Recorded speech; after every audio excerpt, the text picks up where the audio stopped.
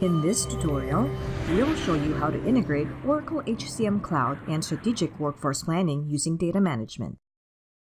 First, I'll download the Oracle HCM Cloud extract files from data management.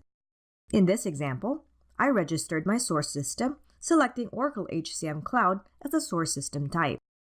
Click Download Extract to save the extract files to your local machine. Make sure to unzip the files into a folder. Here are the required extract files. These files will be used as templates during the integration process. I'll import the extract files into HCM Cloud. When importing files, leave the legislative data group list empty. Next, I'll import the BI Publisher eText template in the Shared Folders custom folder. Here's the imported file. During the data load, this template converts the data into the required format. Next, I'll validate extract files, starting with EPBCS assignment data. A green checkmark under the status column confirms that the extract definition compiled and validated successfully. Then, submit the extract file. You must perform these steps for all extract files. In data management, I'll complete setup tasks before defining and running a data load rule. Here's the source connection I configured for my source system. Run the initialize process to create data sources for the target application and the import format and location for assignment data. You can optionally add a prefix. When the configuration completes successfully, a confirmation message is displayed. Here are the data sources created during the initialization process.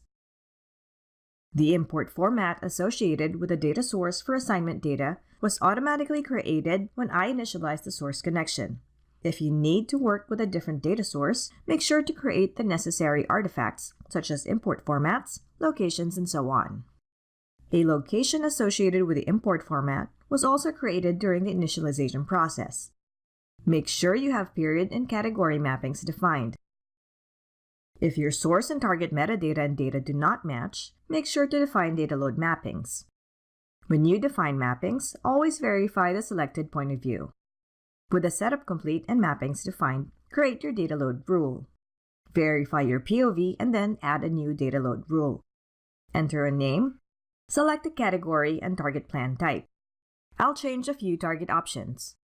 For load method, I'll select to load all data types with security. I'm setting Purge Data File to No so I can review the loaded data per process ID. I'll save my data load rule. Before I run my data load rule, I'll open a form and review employee information. To quickly demonstrate the data load, I'll modify the FTE data for Adam Land and save my changes. Now, I'll return to data management and run the data load rule. Click Refresh to see the updated state of the data load. The status displays a green check mark when successful. I'll take a look at the data loaded in the workbench.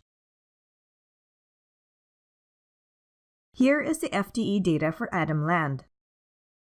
Now, I'll return to the form and run the business rule to recalculate the model based on the most recently entered data. Adam Land's workforce FTE data was replaced by the HCM Cloud data.